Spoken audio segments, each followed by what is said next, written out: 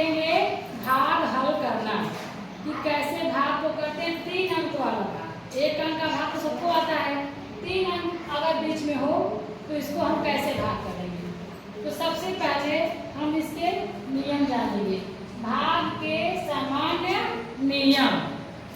देखो पहला है, भाग की क्रिया हमेशा भाज्य के बाईं ओर के पहले अंक से शुरू होती है।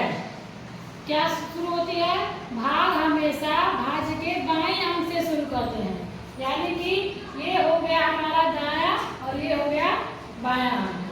तो इससे हम सबसे पहले शुरू करेंगे। तो हमें भाग देना हो, सबसे पहले हम इस अंक को देख करके भाग देंगे। ठीक है, पहला नियम हो गया।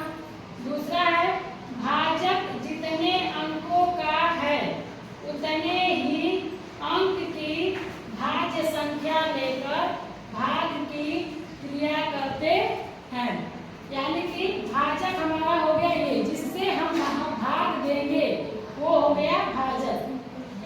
यदि ये 1 अंक का है तो हम सबसे पहले 1 अंक में भाग देंगे। सबसे पहले हम 1 अंक में भाग देंगे। अगर ये 2 अंक का है तब हमें 2 अंक में भाग देना होगा, लेकिन अभी ये 1 अंक है तो हम 1 अंक में भाग देंगे। कब हम 2 अंक में भाग देंगे? जब ये अंक छोटा होगा इससे, जब भाजक से ये भाज्य की पहली संख्या छोटी होगी तब उस कंडीशन में हम 2 अंक को लेते हैं, दोनों अंक में तब हम भाग देंगे, नहीं तो हम 1 अंक में ही भाग देंगे। ठीक है, इतना क्लियर हो गया। तीसरा नियम है, जब भाजक की संख्या भाज्य की संख्या से बड़ी हो तो भाज्य की दाईं ओर की अगली संख्या को लेकर भाग करते हैं। जो अभी हमने बताया वही चीज है कि जब भाजक की संख्या भाज्य की संख्या से बड़ी हो, जब ये संख्या इससे बड़ी रहेगी, मान लो यहाँ पे 6 है और यहाँ पे हम लिख दें 4, तो इस कंडीशन में अब इसमें भाग नहीं जाएगा।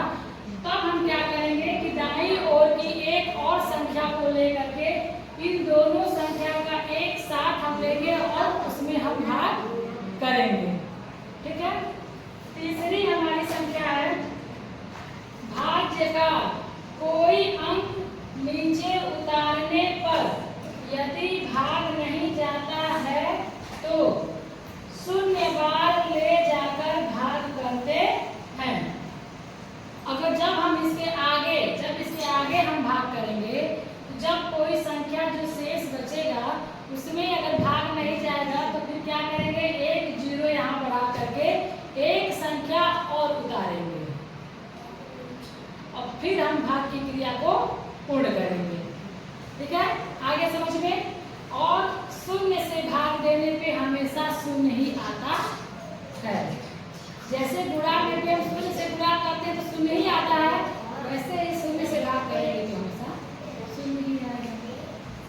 ठीक है, चलो अब देखो, अब हम इसको हल करेंगे।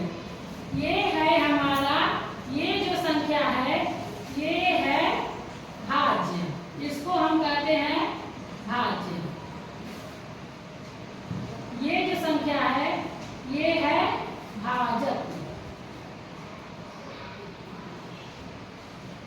ठीक है, अब देखो हमें भाजक से भाज्य में भाग करना है। तो ये 6 की संख्या और इसमें हम भाग करेंगे 4 में, तो भाग होगा? बताओ, 6 से ये संख्या छोटी है, भाग नहीं जाएगा, तो हम क्या करेंगे, दोनों अंक को ले लेंगे। इन दोनों अंक को लेकर के हम भाग देंगे। तो 6 का पहाड़ा पढ़ो कि 40 से ज्यादा न हो।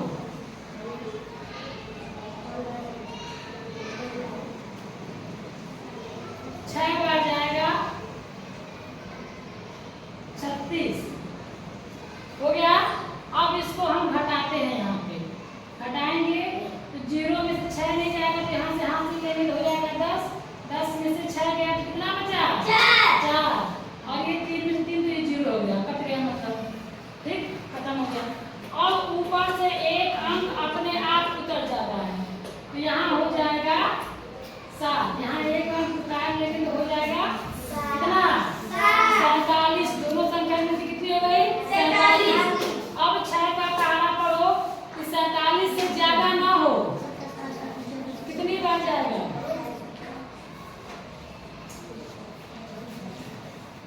6 सत्ते 42। अब इसको घटाएंगे तो 7 में से 2 गया 5, तो ये हो गया हमारा 0। तो हमारा शेष कितना बचा 5। इसको हम कहते हैं शेष फल। जो बच गया इसको हम कहेंगे शेष फल, और ये हो गया हमारा भागफल।